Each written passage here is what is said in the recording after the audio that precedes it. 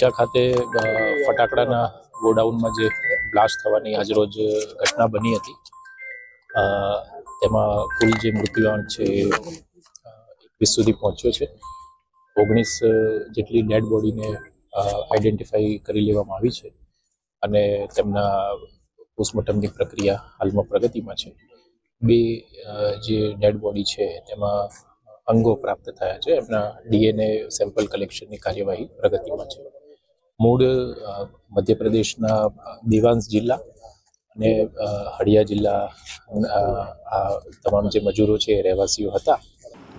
ગઈકાલે ડીસા ખાતે ફટાકડાની ફેક્ટરીની જે ઘટનાને લઈને સમગ્ર ડીસામાં શોકાતુર માહોલ મળી રહ્યો હતો, ત્યારે ડીસા સિવિલ હોસ્પિટલ ખાતે જે 21 જણાના મૃતદેહો છે તેનું અહીંયા ડીસા હોસ્પિટલ ખાતે પોસ્ટમોર્ટમ કરવામાં આવ્યું અને ત્યારબાદ આ તમામ 21 મૃતદેહોને મધ્યપ્રદેશની સરકારના અધિકારીઓ દ્વારા અહીંયાથી આજે વહેલી સવારે તેમને મધ્યપ્રદેશ સરકારના ગવર્મેન્ટ અને ત્યાંના એક મંત્રીની હાજરીમાં તેમને સુપરત કરવામાં આવ્યા.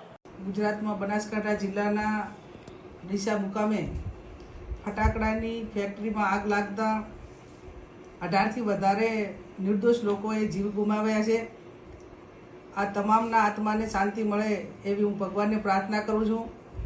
એમના પરિવારજનો પર જે દુઃખ આવી પડ્યું છે એ દુઃખ સહન કરવાની ભગવાન એમને શક્તિ આપે અને દુઃખની ઘડીમાં એક લોકસભાના સાંસદ તરીકે પરિવારની સાથે છું. વારંવાર દુર્ઘટનાઓ બને એની પાછળ લાપરવાહી અને વહીવટીતંત્રની મિલીભગતના કારણે નિર્દોષ લોકોના વારંવાર જીવ ગુમાવવા પડે છે. ગુજરાતની અંદર અનેક ઘટનાઓ બની છે, ત્યારે આજની ઘટના એ કમકમાટી ભરાવી આ ઘટના છે. મારી કલેક્ટર સાથે પણ વાત થઈ છે. એમાં અત્યારે મળતી વિગત પ્રમાણે 18 જેટલા લોકોના મૃત્યુ વહીવટીતંત્રએ જાહેર કર્યા છે. ત્યારે આપના માધ્યમથી સરકારને કહેવા માગું છું કે જ્યારે કોઈ પણ ઘટના બને ત્યારે માત્ર એનો તપાસ કરવા પૂરતી તપાસ થાય છે. નમસ્કાર મિત્રો, એક ભયાનક વિસ્ફોટના સમાચાર ડીસાથી આવી રહ્યા છે. આ ડીસાની અંદર બનેલી ઘટના કે જેનો મૃત્યુઆંક 7 હશે કે 17 હશે કે 27 હશે, કોઈને ખબર નથી. કારણ કે અત્યારે 7નો ઓફિશિયલ 5 જીવન અને મૃત્યુ વચ્ચે ઝોકા ખાઈ રહ્યા છે.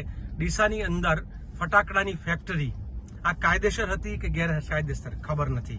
એની અંદર સેફટીના સાધનો હતા કે નહીં એ ખબર નથી. આગ લાગે તો બચવા માટે શું કરવું એના માટેની કોઈ વ્યવસ્થા હતી કે નહીં, કોઈને કશું ખબર નથી. વહીવટી તંત્ર એમ કે છે કે આ માટે અમે તપાસ કરીશું. બિહાર, યુપીથી અને અન્ય રાજ્યોથી આવેલા એ મજૂરો કે જે પોતાના પરિવારનું ભરણ પોષણ કરવા માટે એ ડીસાના ઢુવાની અંદર જીઆઈડીસીની ફેક્ટરીમાં કામ કરતા હતા, એણે એના જીવ ગુમાવ્યા. લાશો વેરણ છેરણ થઈ ગઈ. ક્યાંક કોઈનો હાથ પડ્યો છે, ક્યાંક કોઈના પગ પડ્યા છે, ક્યાંક કોઈનું હાડપિંજર છે. આ દ્રશ્યો જોઈએ ત્યારે ગુજરાતમાં એ તક્ષશિલાની ઘટના, એ ટીઆરપી ગેમ્સ ઝોનની ઘટના, મોરબીના ઝૂલતા પુલની ઘટના, વડોદરાના હરણી કાંડની ઘટના કે પછી અમદાવાદની અંદર બનેલા હોસ્પિટલ કાંડની ઘટનાઓ યાદ આવે છે કે સરકાર રક્ષણ અને શાસન કરવા માટે છે કે શોષણ અને ભક્ષણ કરવા માટે છે.